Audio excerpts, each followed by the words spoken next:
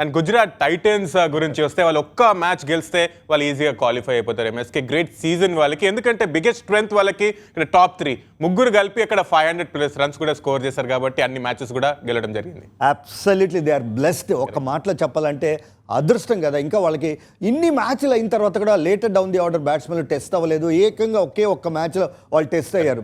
So దానికి కారణం ఏంటంటే I'm very very happy that వీళ్ళు బాధ్యత తీసుకుంటున్నారు ఆశీష్.